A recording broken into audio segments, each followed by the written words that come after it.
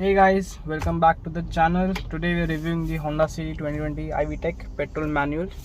So let's just quickly start the car. So it does a full swipe up and it's a part analog and part digital unit. First things first, let's just turn off the traction control and handbrake down, first gear. There's up to 4500 RPM. There we go. Tons and tons of wheel spin. It only wheel spins when it launches because the amount of torque is right in the mid at the start of the rev range. It is a petrol manual, as I said, 1.5 liter naturally aspirated DOHC unit producing around 121 horsepower and around 145 Newton meters of torque. It is a brilliant engine. It is naturally aspirated, so revs very freely. Any time of the gear, just put your foot down, it will rev it up. Very fun to drive car. And in the modern age where all the manufacturers are putting a smaller capacity engine and turbocharging it to make up the power, this Honda is sticking to its root and just providing a naturally aspirated unit. That is a very good thing for Honda, still sticking to the roots and providing this.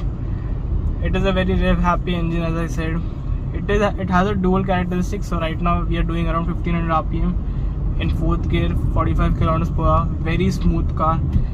If we go up to 60 to 80 kilometers in 6th gear, it is extremely smooth. Had no noise whatsoever. Very silent engine. It is a very good car to drive. It is right in the middle of being an enthusiastic car and being a family car, so it just bangs on there. So you have your enthusiasm with the driving also, and you also have the luxury of a modern sedan. And moving on, let's talk about the ride quality. So the ride quality is pretty soft. It is more towards the luxury line. So Honda has made the suspension a little bit softer. It is not very bouncy, but it will bounce at higher speeds. If you go through a expansion joint or a rough road, it will bounce a little, but it is good. But overall, in the city driving and over rough roads, it is a very good suspension setup. It is more towards the luxury side. So yes, body roll is there at higher speeds, so that is something to keep in mind, because this car is more towards the luxury lines than the enthusiasm, but the engine provides the enthusiasm, especially when you get it in the manual form. Now let's talk about the options you get with the car. So you have two gear options, a CVT unit or a manual, and engine wise you have two options. One is a petrol and a diesel. Now the diesel only comes in a manual, no CVT for the diesel. So petrol options, you have a manual and a CVT. CVT will have the rubber band effect, so keep that in mind, but it will be convenient in the city.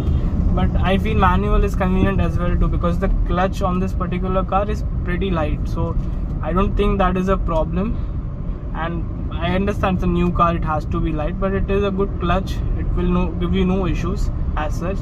Now the brakes, it gets a dual disc in the front and it gets rear drum brakes, so braking quality is okay, but for the size of the car it is pretty adequate. But 4 disc would be appreciated by a lot of people, because all the other brands like Kia, Creta, everyone is giving 4 disc brakes. This is a top model, it is given 4 disc brakes in the top model. Overall, let's talk about the safety of the car, because that is the one major issue in these new cars. So safety wise, this is a very safe car. It gets 6 airbags. It has a 5-star rating in the NCAP, and I mean, if it's a perfect match for a family person, because firstly it is luxuries, because it gets this wooden trim over here, there's leather over here, the plastics are soft touch over here, there's chrome over here, and overall it's a very modern car. It has everything modernized. Even the steering buttons and these window controls, they will glow up at night. So this is a very beautiful cabin to look at night as well. Also it gets a part analog and part digital unit, so that is also there. It gets a sunroof. Like, all of the modern features are there in this car.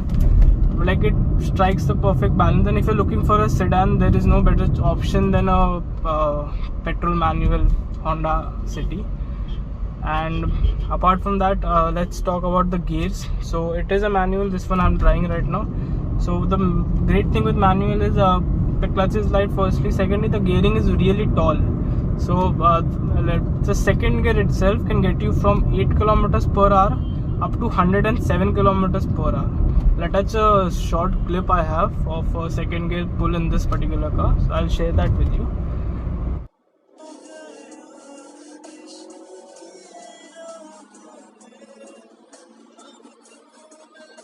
And apart from it, the gears are pretty good shifting.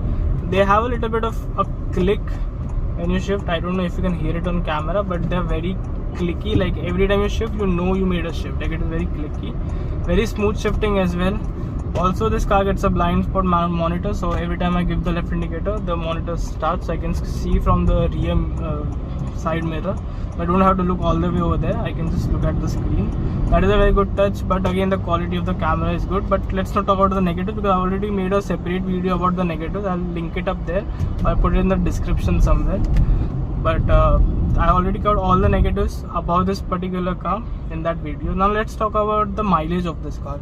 So mileage in the city, it would return around 8 to 10 kilometers per hour, but in a really bad traffic situation it can give around 5 to 6 also. So keep that in mind. Apart from it, on the highways it is brilliant, I would say, for this size of the car and the space it gives. It gives around 18 to 20 kilometers per hour in 8 per liter in city, on the highways. That is very good from a petrol car currently, because everyone is looking for a fuel efficient car. I know Maruti Suzuki makes a better fuel efficient car, but the quality of this car is far superior than the Maruti Suzuki. But returns decent mileage. I have done a road trip all the way from Bangalore to Mumbai, so I'll attach a clip of the the average the car gave in the particular trip in this video only. One more thing I want to tell is the handling. The steering wheel particularly, it is direct, so it is very soft at lower speed, so very light at lower speeds, easy to tow. But my only complaint is it doesn't weigh up at higher speeds. Like that is my only complaint. Like right now on highway, this is very light to operate. It is very direct, don't get me wrong, it is direct like this, but very light. So on highways, on big sweepers, there is no confidence that is provided by the car, because the suspension setup is on the softer side, so body roll is going to be there, plus the steering wheel is very light, so all add ups to a very not so good cornering experience. But this car corners okay, but the older Hondas used to do it better. Some people ask me about the sheet quality and the metal quality, because quality is now a big concern in this modern cars somewhere.